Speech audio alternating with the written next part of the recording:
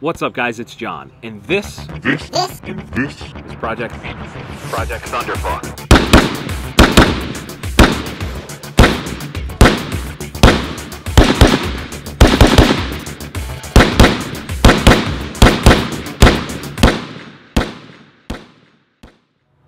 Now, to understand how this rifle came to be, you kind of have to understand a little bit of the backstory. So let's talk about that. As a YouTube gun guy, I review some guns, and from time to time, I will get approached by companies that want some feedback or some exposure or whatever. And as long as it's a cool company with a good product that I will stand behind, that I actually like, I will work with some of them. This is a result of that. This was the result of me working with a company called Duck Creek Armory. Now, originally they had approached me to do a strip lower, and unfortunately I couldn't do it at the time. It just wasn't in the cards for me. So we ended up working on this. This is a complete rifle that they built for me. As you see it, it's a little bit different. There's a couple tweaks here, but it's going to continue to grow. And we'll get into that in just a second. Now, unfortunately, before I had the chance to show this off to you guys, Duck Creek Armory fell off the face of the earth. I don't know why. I never spoke to the owner. My contact says he's not even really sure why, the guy that worked for that company. And that sucks. You know, I like to see gun companies stick around. I like to see good people keep their jobs, but unfortunately this company is no longer around. They left a lot of the YouTube community hanging. There was a giveaway going on. There's all kinds of projects in the works.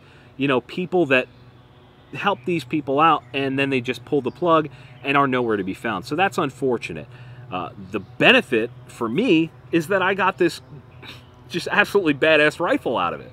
So why is it painted this way, and why is it called Project Thunderfuck?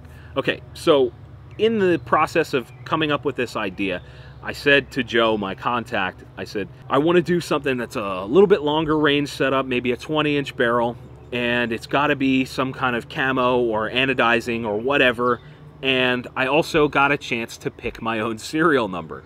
That was pretty cool. They let me choose what I wanted. So at the time, I was a fan of this camo called Pencott Green Zone. And I said to the guy, that's what I want on the rifle. And this is the result of that. It's not exact. Pencott's a little bit different, but this is a very cool digital camo. It's all custom done, hand painted by the company that they worked with. And I really like it. It's so out of the ordinary for a guy like me that likes nickel and wood and stuff like that. It's a little bit more tactical, I guess. I don't know. But it looks really, really good. Now, the Thunderfuck thing. So, I found out that I could pick my own serial number. So, me being me and ridiculous, I decided I'm going to try to find something silly as the serial number. I called Joe. I said, hey, do you care if there's a curse word in the serial number? No, I don't care, bro. Awesome. So I called my buddies and we try to cook it up. Long story short, the serial number on this gun is Thunderfuck. It's right on the side of the gun. I shit you not, it's awesome. So where's this project going? Let's talk about that. We'll do a quick rundown on the parts, then we'll talk about where I think it may go. Out front, we've got a Griffin Armament M4 SD2 compensator. Again, a mouthful, a lot of these muzzle devices are. That's good to go. Got a 20-inch barrel on there. It's actually fluted under the handguards. Very nice, slim handguards. I believe these are Midwest Industries. Correct me if I'm wrong. Got the nice paint on there, of course. Out front, we've got a B&T Industries Atlas bipod. That came highly recommended from a friend of mine, Mr. Adam Peeney, who is into the long range a lot, and I absolutely love it. It's one of the most rock-solid bipods that I've ever had the chance to use. And it makes something as highly regarded as a Harris bipod look rickety, and that says a lot about this. So far, that's good to go. On the top, we've got a Trijicon AccuPoint 5-20 by 50, and I know it's a lot of magnification, especially for a 5.56, but this is a nice scope so far. I'm really, really liking it. That's mounted to the gun via some Griffin Armament scope mounts. So other than that, it's actually a lot like how I got it. It's got the stock trigger.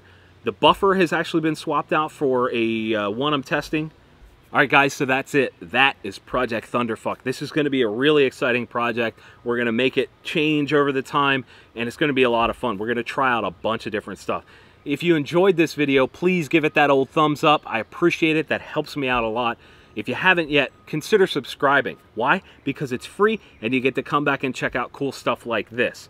As always, guys, thank you for watching. We'll see you next time.